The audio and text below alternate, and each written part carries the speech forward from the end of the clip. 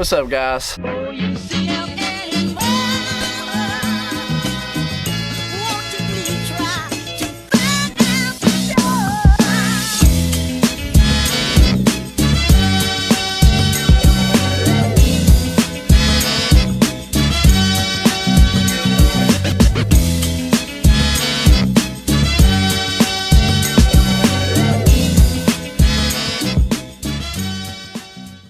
Okay, so I know it's been a while since I've done a video, but today we're going to try to do a little how-to video on my setup on whether I do a dry dropper or go to a straight nymph rig, and I actually switch between the two quite often, and I'm going to kind of show y'all how I do that and how my setup is today.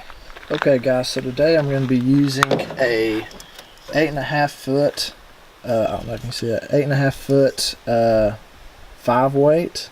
It's a TFO rod. I bought it at a thrift store back some time ago, and it's just been kind of my go-to trout rod for these small creeks and stuff, and it's great. But for the line setup, I just got regular, probably 4-weight line. Everything's set normal like you would for a rod like this. I am using a welded loop at the end. Usually I don't, but for this one the loop actually came apart, so I had to makeshift the loop myself. But this loop right here, it's just a nail knot holding the two pieces together, and it's worked very well for me. I've had it kind of weaken right here from putting my line, and then I just had to redo it. So but it works for me, and you know, that's kind of what I'm dealing with here. So if you have a welded loop, that's great, because we're going to do the same kind of concept. First thing I'm going to do is I'm going to get my line out, and I'm using Seaguard, the Invisa X. It's a 4-pound fluorocarbon.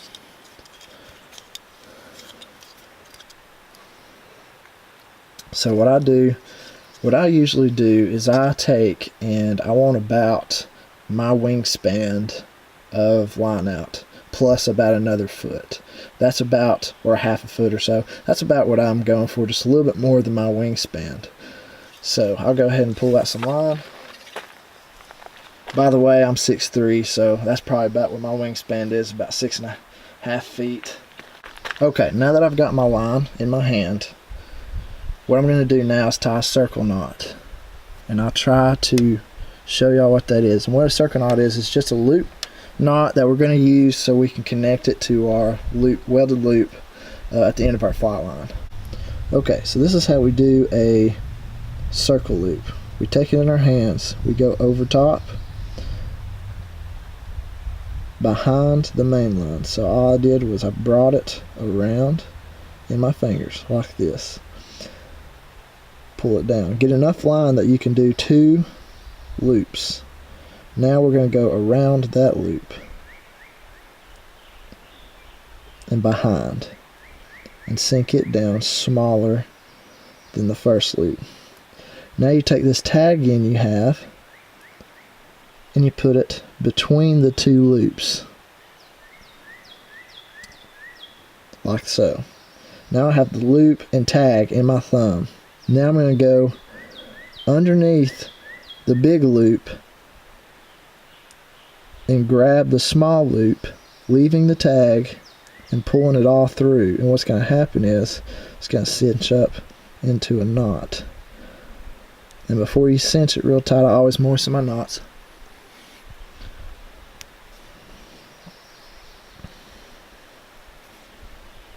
And now you have a loop knot, and you can just cut that tag in, and now you can begin putting it on your leader.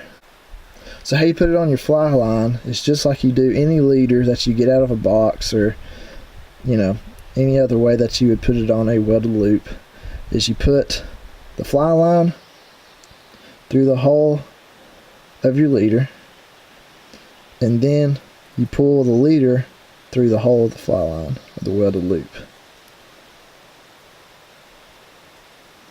Once you pull all of the leader through,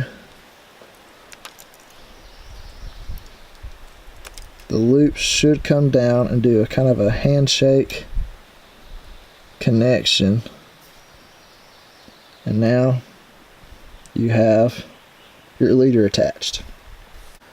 So the next thing I'm going to do is tie on my dry fly for my dry dropper setup. So I've got this really buggy stimulator. It's going to float very well, and I'm going to be able to see it good. It's going to be kind of more of an indicator, but it's also more natural, so that if any fish want to rise on a dry fly, they'll also take the dry fly. So you tie it on. So once you get your tip it through the eye of the hook, I just do a simple clinch knot. I spin my loop. I don't do an improved clinch knot for the main reason that it's much easier to take off without snipping or losing inches off of your leader with a clinch knot than an improved clinch knot. So we just did a normal clinch knot. I'm not coming back through this loop like an improved clinch knot. Moisten your line and cinch down. Now a lot of people don't like the normal clinch knot because they think it's weaker, it's going to slip. But trust me, if you take your fingers, pull that knot down, seat it well, I mean, it's just not, it's not going to come out. I've never had one of these things slip, and if they did, it's because I didn't tie it right. So the next thing I'm going to do is I'm going to tie my line to the bend of this hook here. So I'm going to get some more line, more of the fluorocarbon, and I'm looking at maybe 1 foot to 2 feet off the back. And you can always shorten this if it ends up being too long.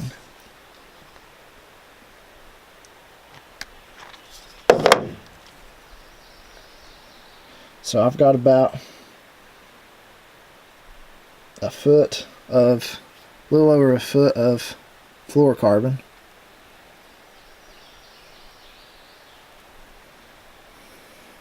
I'm going to get a loop in my hand like this and take my hook, and I'm going to hook it on the back. Now what I'm going to do is I'm going to close that hook gap with my fingers so the line doesn't slip out while I'm tying it. And then I'm just going to go around.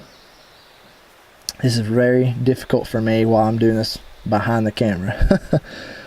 But basically what I'm going to do is go around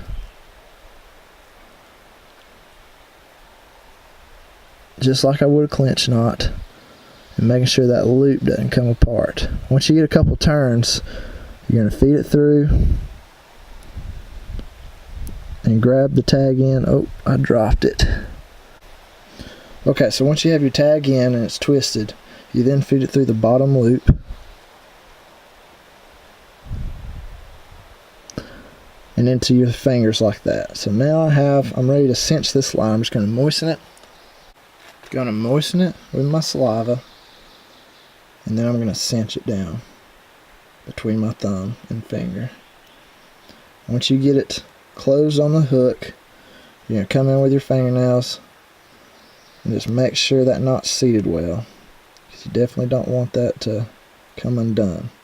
Also, if you're using a dry fly with a barbless hook, it's going to be a little bit harder to do this, so you're going to probably have the knot slide off. I've done it with a barbless, and it's happened to me very little, but it has happened to me. So this hook has had a barb on it. Actually, it still does, but even if I pinch that barb down, it's got a hump that's kind of keeping it from sliding off.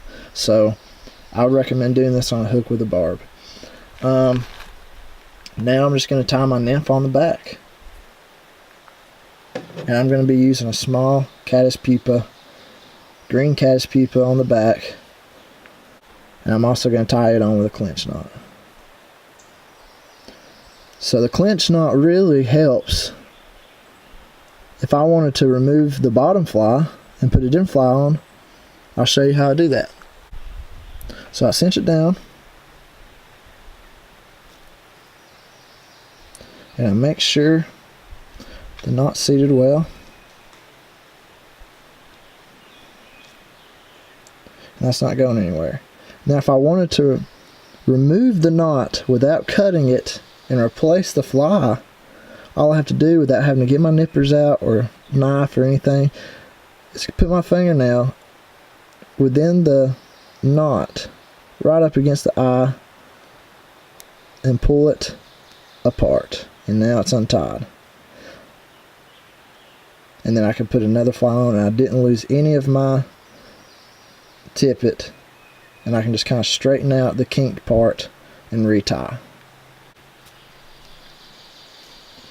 So set my caddis pupa back on, tied it back on, and I can clip the tag in right there if I wanted to.